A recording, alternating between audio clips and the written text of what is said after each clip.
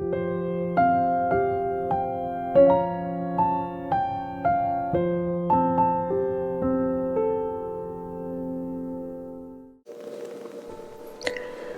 Under Fire, Blasphemous Boldness. One of the priests of the New Order said, "God, if you exist, avenge your injured name. I defy you.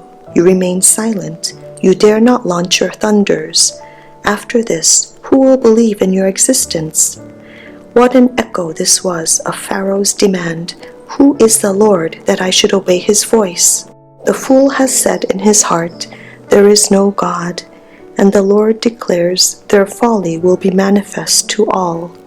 After France had renounced the worship of the living God, she descended into degrading idolatry by worshiping the goddess of reason, an immoral woman, and this took place in the representative assembly of the nation. One of the ceremonies of this insane time has no equal for being absurd as well as insulting to God. The doors of the convention were thrown open. The members of the city's governing body entered in solemn procession, singing a hymn in praise of liberty and escorting as the object of their future worship a veiled female whom they called the Goddess of Reason. She was brought to the front, where she was unveiled with great pageantry and placed at the right of the president. People recognized her as a dancing girl of the opera. The Goddess of Reason. Throughout the nation, wherever the inhabitants wanted to show themselves as having fully embraced the revolution, the people imitated this installation of the Goddess of Reason. When the goddess was brought into the convention, the speaker took her by the hand, turned to the assembly, and said, "Mortals, cease to tremble before the powerless thunders of a God whom your fears have created. From now on, acknowledge no God but reason.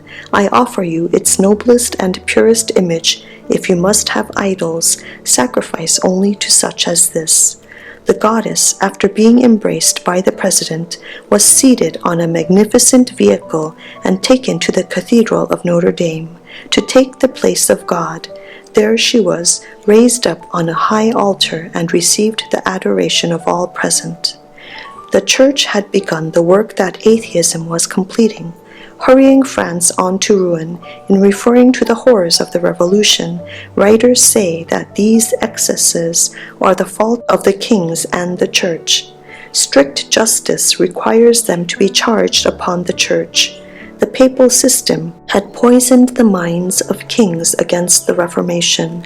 The spirit of Rome inspired the cruelty and oppression that came from the throne. Wherever people received the gospel, their minds were awakened. They began to throw off the chains that had kept them slaves of ignorance and superstition. Kings saw it and trembled for their power. Rome was not slow to inflame their jealous fears. In 1525, the Pope said to the regent of France, "This mania, which is Protestantism, will not only defeat and destroy religion, but all states, nobility, laws, orders, and ranks besides." A papal official warned the king, "The Protestants will upset all civil as well as religious order. The throne is in as much danger as the altar." Rome succeeded in turning France against the Reformation. The teaching of the Bible would have implanted in the hearts of the people the principles of justice, temperance, and truth, which are the cornerstone of a nation's prosperity. Righteousness exalts a nation. A throne is established by righteousness.